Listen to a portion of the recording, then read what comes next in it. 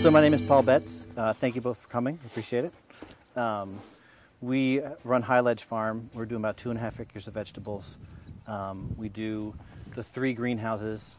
We do a lot of spring plant sales, and then we load them up with tomatoes as well. And so the evolution of this that we have right now is actually the second iteration of what we've been doing. We had, in 2009, we had 4 greenhouses laid out here, and in April 9th, the propane company came and made a delivery, and 2.5 hours later, the 500-gallon tank failed, and shot through my truck, went over the greenhouses, set off 400 gallons of propane, and leveled the place, basically.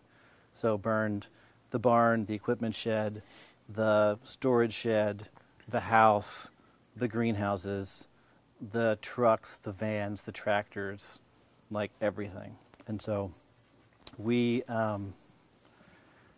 got to rebuild, I guess is what happened. And so before that, I had been feeling like I was becoming increasingly concerned with the role that propane was playing on the farm. I wasn't really comfortable with how it was, the pricing was kind of predatory, and once you develop a relationship with a dealer, you're required to use that dealer unless they pull the tanks and give it to somebody else. And I was feeling like a little bit that was out of my control.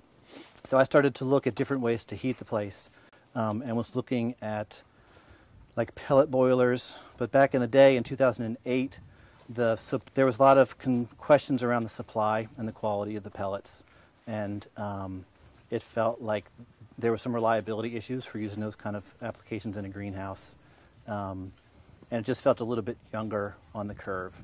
I did want to be able to have whatever heating I was using be really thermostatable, because I like to use the heat in the greenhouse to do different things at different times, and so I wanted something that I could like load and kind of set it up and have it do what it needed to do.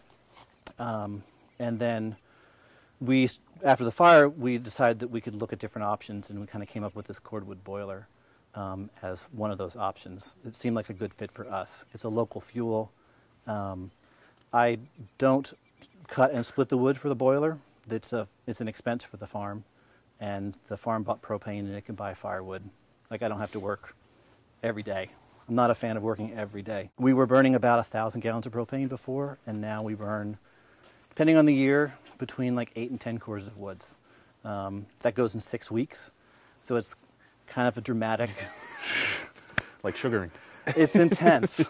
Because I put the wood up in the summer and kind of look at it all winter. It's like boiler wood for the farm. It's different than firewood for the house, and so it feels like I'm playing a really flush hand, and then I start throwing it on, and it just disappears. That part's pretty wild.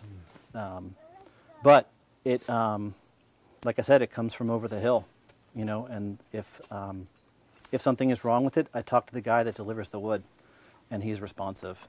And my experience with the gas companies has been exactly the opposite. Yeah. So they don't care, and they're not interested in caring, and their model is such that there's actually no incentive for them to behave any other way. So you're on a steady diet of cordwood, and you're Yep. burning it in a central boiler, E-Classic 2300. 2300, which is the one that was available for sale in the state of Vermont when I bought it. It's called an orange tag. It has to do with the emissions rate. Yep. And I guess it was in 2009 that Vermont came up with a standard of kind of cleaning them up. This is not like your grandfather's wood boiler. The old ones I wouldn't want one. They put out tons of particulates. They're really stinky. They're pretty heavy polluters. This one's a gasifier. And so when it's burning and doing what it needs to do, there's no visible emissions out of the stack. You just see some heat. There's no odor. I mean, my house is right there, so. Right, so you care. I do care. And we ran it for a couple of years before we built the house, and kind of dialed it in, and it felt okay with putting it there. So it is an insatiable maw. It runs through a lot of fuel, and there's some peculiarities in terms of how it likes to be loaded.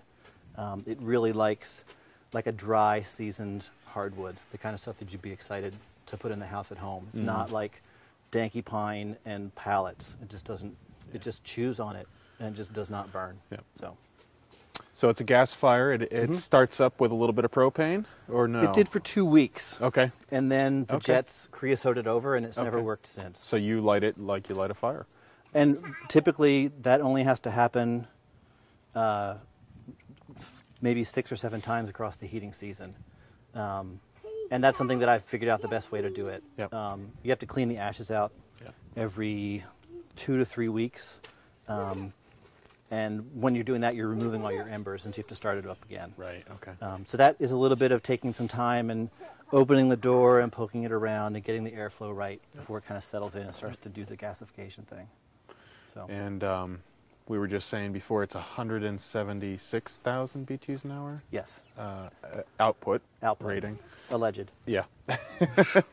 And you're finding for your 2 houses, which are roughly what? They're dimension? 22 by 60s. And you have 2 of them, double poly, Yep. skinned, and finding you probably need a little bit more to do that if you had your druthers.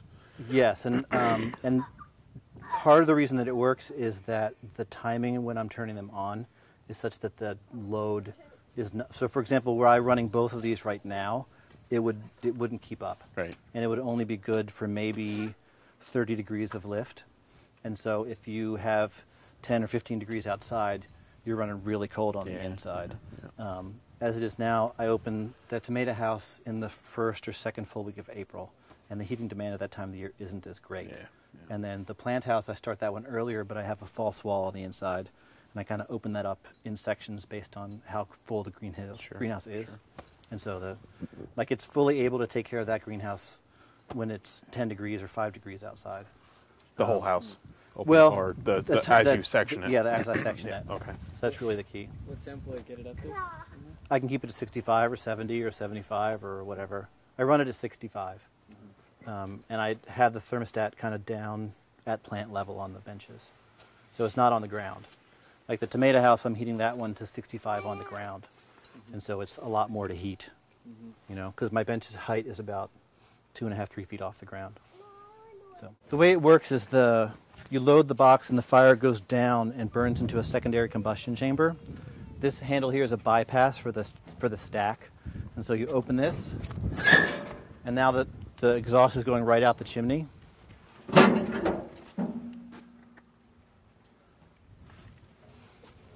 So this wood, because there's not a whole lot of demand right now today, it's just kind of idling. Well, so there's 2 things that are happening. Because I opened the door, there's air going in across it so that it helps to clear the box so that I can put wood into it. But it also is kind of like waking up the fire. And so then I close the door, push this in, and if the water is cool enough, so it should start to burn. So there's a range, so when the water gets to be like 175 degrees, it says I'm calling for heat, and it heats the entire water jacket up at once. And so what it's doing now is putting air in, is pulling the gases down into this catalytic converter, basically, and it's going to start to burn up. And so like the temperature in there right now is 374, and then it'll be 450. Yeah, 430. And so it's kind of on the way up. And it usually tops out, depending on the quality of the wood, at as high as like 1600 degrees. And so when it's really going, like the smoke that it just disappears, you just see heat. Yeah. So it works to maintain a water temperature within a certain range? It's like 176 is when it kicks in. Okay. But it can, sometimes it's 174, and then it stops when it's getting to like 178, and 187, and tops off at like 188. Okay. And one of the things I was saying to you is that it doesn't, one thing that would be really great is if it was more intelligent about the temperature of the water. So it's basically taking a read based on the water temperature inside the jacket, and not necessarily the water temperature coming back to the boiler. So when both greenhouses are calling, it's possible for it to be at 188, it's shut itself down. The greenhouses then are pulling a tremendous amount of heat out of the water, and the temperature starts to cascade in the jacket. It gets its key to come back on at 140, it's 174, but they're still pulling as much heat as they can out of that water. And so then the water temperature keeps plunging, and it takes a little while for it to recover.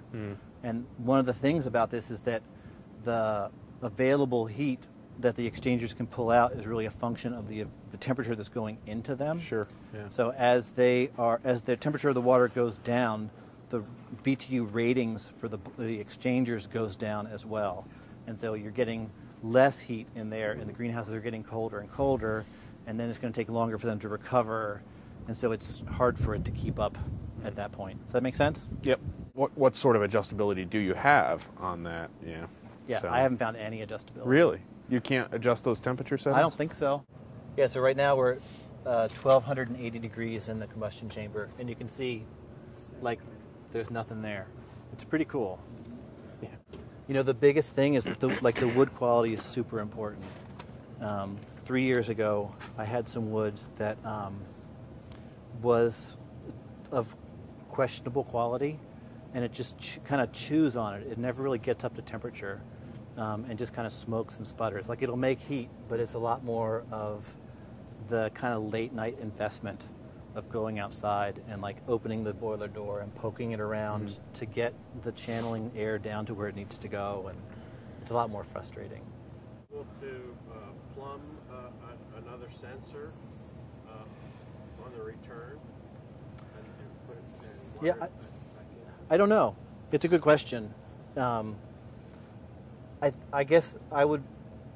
The one thing I would be nervous about is doing anything with the brain, because it's under a warranty, and I can only imagine that brain costs thousands and thousands of dollars, and I'm a little unwilling to take that risk without having them do like the holy thing on it,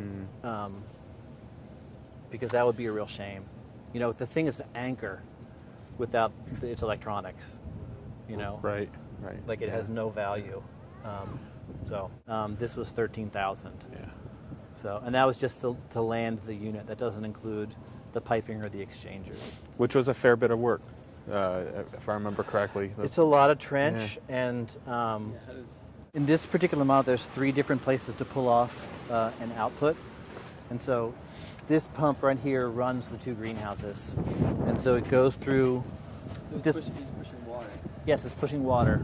So it goes through this piping. The piping is like 4 or 5 feet underground. And then it comes up in the greenhouse and goes into an exchanger. This I bought from Farm Tech, and it was like $7 or $8 a foot.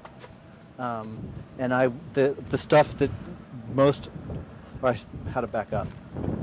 There's different flavors, different qualities of the piping, and so the ones that I look at first were like $13 or $14 a foot. So when you're running a couple hundred feet of it, it quickly becomes $2,000. And it was a little sticker shocky, and so I went with this stuff, which was like $7 a foot, and it was the wrong place to save some money. The way that this pipe is constructed, it's got this Reflectix that's wrapped around it for a couple of turns, and it's not really what Reflectix is meant to be used for. And so there's a lot of bridging between the pipes, between the output and the input pipes. And then it also has the potential where if the conduit that sleeves it gets a nick in it, it'll fill with water. And so suddenly you've got a hot water pipe full with water 4 feet below the ground, and that water is going to rob heat from it every time there's heat flowing through it. And so getting the best pipe that you think you can afford, and then finding the ways to buy a little bit better one, is a great way to spend some money. So you were talking about the insulated PEX tubing, and maybe going with the expanded polystyrene type. Right, exactly. Separates both the pipes and has a solid insulating cavity. Yeah. Right. And so these pumps, they probably use $25 of electricity a month, and they run all the time. And those pumps are 3-speed. They are, and they're Grunfos set at pumps. max. Yeah, okay. Or it used to be that I would drain this boiler in the wintertime. Now that it's running the new house, I don't have that option. But I can close, this is the return. And so I'm going to close that and put in a boiler drain right there. And then I can take this pump off. I have a fitting that goes onto a sump pump. So I blow it, first I blow those lines out with air, and then I just fill a 5-gallon bucket full of antifreeze, and then just run RV antifreeze through the pipes. and then just shut them down, and they can stay until it's time to turn it back on in the spring. So I don't have to run that line all winter. And so for the south house, you're running hot water to an air coil, hot air coil with a fan, right? And that's it for heat addition to that house. But in your tomato house, you're doing same thing. Oh, okay. All yeah, right. So the other thing about this, where we are right now with this system, is it has a lot more potential.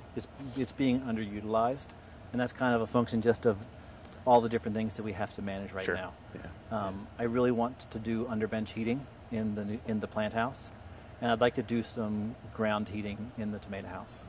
Okay. I think that once we start putting hot water to the ground, this thing will be grossly underpowered, though. Certainly come back very cool. Yeah. I think what we would probably do is balance it, so we would run the heating, like try to warm up the ground on a sunny day, and like really kind of put it to it before. So when this house isn't calling, then like run it into the ground on this one. Yeah. And just try and balance it out that way. Yeah. And that would be simple enough with just a couple valves or unplugging a plug or. You're only heating in March, April, May? Yep. And then back into the fall as well. Right. Yeah. Get like a few weeks into October and November. Well, as long as we have a market, really. So the plant house, we use that. It grows plants all spring, it grows tomatoes all summer and into the fall. We bring all of our winter squash and onions into there because it's like an easy conditionable space. And so it's very easy to throw some wood in here and kind of keep that at whatever temperature we need to do it into the fall until the quantity that I have gets to a certain point where I can move it into another kind of long-term winter storage. So in terms of like a number of months that it is being used for the farm, it would be like March, April, May, October, and November. So 5 months. So what's one of my favorite things about this, and one place that I really am utilizing this warm water well, is I have a exchanger for watering.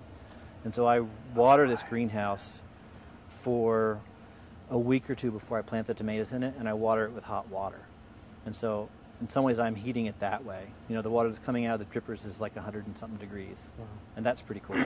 And you've seen a big difference? It's huge. Yeah. Yeah, definitely. What advantage does that have? Well, in the plant house, when you're watering with warm water, you're not crashing the plant. Yeah. Especially when you're using a compost-based mix and the available nutrition is a function of biological activity. If you're watering with water that's like 45 or 50 degrees, you're going to be crashing all your microbes constantly and kind of shutting them down. And then you've spent all this time and money and energy to kind of increase the soil temperature in the greenhouse for these plants, and then you're like throwing cold water at it. And so I'm watering with water that's as much as like 85 or 90 degrees. And so the plants totally love it. And there's no thermal shock. And I'm spreading the heat out in a little bit in the greenhouse, and you know, it's not going to make a huge contribution to the overall heating of the greenhouse, but I'm also not cutting it back any by watering with cold water. So with starts and plugs, you can water up to 85 or 90 degrees without hurting the plant though? No, they're fine. Yeah, I mean, it's like that in South America. You know, it's raining at 95 degrees down there. So they love it. They totally love it. And in here, you'd also be warming up the soil early on to get the jump with the tomatoes. Yep. And I water them with warm water. You know, once the tomatoes are in the ground, I just run the hose that feeds this greenhouse through the heat exchanger. Yeah. And you can see an increase in the wood consumption through the boiler. It like cycles on a lot more. Sure. I can show you, it's a plate exchanger that's in the greenhouse. Yeah. But it's pretty cool. I really like it. How do you know when to recharge, when to add more wood? You just have to check it a couple of times a day to make sure? Kind of depends on how much you're using it. Like before I go in for supper, I kind of make that mound that I talked about, and then I come back out at like midnight and do it all over again. Every night you come out at midnight during that time? Yeah. When both greenhouses are running, the wood will be complete, like as much wood as I can get into it will be completely consumed by morning. Wow. Yeah. And I kind of feel like it's actually more efficient to do it this way than it is to just throw it in a wood stove. It feels like I get more heat out of the amount of wood that's going into this than I would if it was going into a Defiant or some other kind of, just like a typical wood stove. Especially for, like, so the distribution of the heat, like were I to have a Defiant in this thing and be throwing wood into it and have it be heated as evenly as it is in this greenhouse, would just never happen. And then I'd have to be coming out to it every couple of hours, and like, so it uses a lot of wood, but I was also using 1,000 gallons of propane, which is there's like 95,000, 92,000 in a gallon of propane. So what is that? It's too many zeros, but it's like however many BTUs that is. Just to put it in economic terms, I think we estimated that you're, at the cost of propane, say I think it was $2.56 when we did the per gallon when we did the numbers, and what you were paying for per cord at the time, you were at roughly half the cost per BTU, or per million BTU, and saving I think about $2,000 a year comparing the two. So it splits here. So this goes back underground over to the tomato house, and I have this loop shut off right now because I don't want to be just running hot water through the ground until I turn that tomato house on.